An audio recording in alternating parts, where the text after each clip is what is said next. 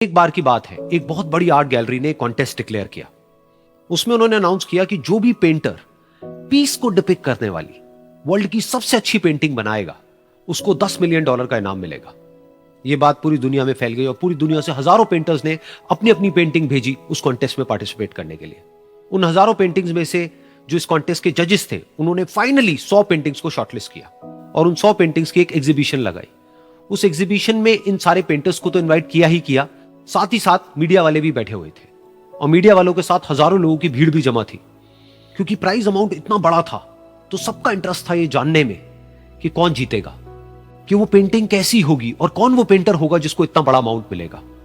Finally वो दिन आ ही गया। वहां पर सारी ही पेंटिंग्स देखने लायक थी और एक से बढ़कर एक थी। उसमें से कुछ पेंटिंग्स थी जहां पर सबसे ज्यादा भीड़ थी। जैसे एक पेंटिंग थी जहां पर एक बिल्कुल साफ पानी की नदी बह रही थी, जिसके पीछे कुछ पहाड़ थे, उसके ऊपर बर्फ जमी हुई थी और पीछे से सनराइज हो रहा था। एक और पेंटिंग थी जहां पर पेंटर ने पीस को डिपिक्ट किया था फुल मून नाइट के थ्रू, यानी कि एक बिल्कुल पीसफुल लेक थी जिसका पानी बिल्कुल स्टिल था, इतना स्टिल कि उसके अंदर आप रिफ्लेक्शन देख सकते थे आसपास में जो भी कुछ था उसका, बिल्कुल एक मिरर की तरह। और बिल्कुल डार्क आसमान में कुछ तारे चमक रहे थे और एक चांद चमक रहा था।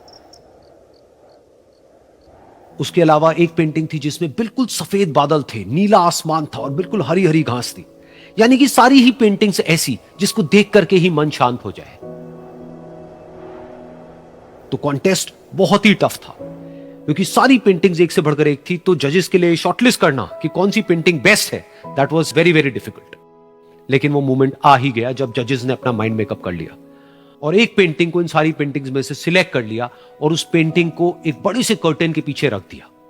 सामने वो सारे पेंटर्स बैठे हुए थे, मीडिया वाले थे और हजारों लोगों की भीड़ थी। सबकी क्यूरियोसिटी बढ़ती चली जा रही थी क्योंकि अमाउंट बहुत बड़ा था। लेकिन जैसे ही वो पर्दा हटा और सामने से सबने उस पेंटिंग को देखा तो सब हैरान रह गए। सब एक दूसरे की शक्ल देखने लगे। किसी को कुछ समझ नहीं आ रहा था कि एक्चुअल में हो क्या रहा है, क्योंकि वो पेंटिंग जो वहां पर दिख रही थी वो दूर दूर तक शांति को डिपिक्ट नहीं कर रही थी। तो सबको लगा कि शायद उस आर्ट गैलरी से कोई गलती हुई है या जजेस से कोई गलती हुई है और किसी गलत पेंटिंग को वहां पे रख दिया है। तो कुछ पेंटर्स एक साथ गए, जाकर के उस आर्ट गैलरी के ओनर से मिले और जाकर के उससे पूछा कि क्या ये कोई गलती है, गलती से कहीं कोई गलत पेंटिंग तो आपने वहां पे नहीं रख दी है। तो आर्ट गैलरी वाला थोड़ा सा मुस्कुराया और बोला, नहीं, ये पेंटिंग बिल्कुल ठीक है। जजेस ने इसी पेंटिंग को सिलेक्ट किया है और यही पेंटिंग आज की विनर है। सारे पेंटर्स ये जवाब सुन करके गुस्से से भर गए और सबने मिल करके रिवोल्ट कर दिया। और ये देख करके सारे मीडिया वाले अपनी अपनी जगह से खड़े हुए और भागते हुए गए उस आर्ट गैलरी के ओनर के पास में और अपने अपने माइक्स उनके मुंह के आगे कर दिए।